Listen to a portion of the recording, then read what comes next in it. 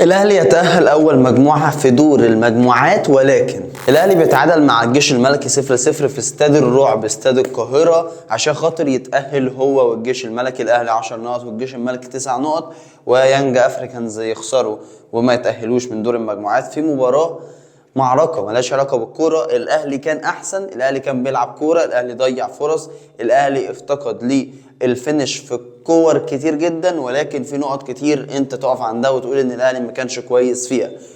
انت بتتكلم عن اداءات فردية لبعض اللعيبة، في حاجة غلط، الفريق ملوش شكل واضح، الفريق تحس ان كلها مهارات فردية، كلها مجهودات، لكن شكل واضح، كورة واضحة، لعبة واضحة مفيش. يستروب لحد دلوقتي ابتدى يدخل في سكة مش حلوة، ابتدى يبقى في عدم ثقة ما بين الجماهير وما بينه. انت مش واثق ان الاهلي بيقدم افضل ما عنده، انت مش واثق ان الفريق متسيطر عليه 100%. رجوع امام عاشور بعد الغرامة، طبعا ما اتكلمناش عن الموضوع ده خالص، كويس ان احنا ما اتكلمناش. بعد اسبوعين بعد ما اتغرم مليون جنيه، بعد ما توقف بيرجع بيشارك كبديل.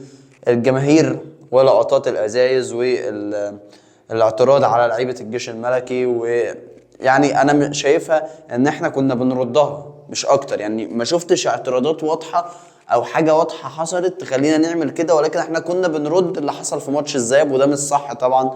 الاهلي هيتغرم فلوس، وممكن الاهلي يتوقف من الجماهير، الله اعلم الاتحاد الافريقي هيعاقب الاهلي بايه. فماتش ملوش اي لازمه، ماتش يعني انت بتتفرج انت قرفان.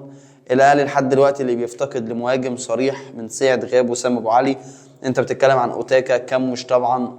انا اسف لو انت اتفرجت على الحلقه بتاعتي عن الصفقات، فانا اسف اللي انا قلته على كمش. الاهلي محتاج يقف على رجله اكتر من كده، محتاج يثبت اكتر من كده. ربنا يستر في الفتره اللي جايه، والمواجهه بتاعت دور ال 16 وسان داونز على الابواب.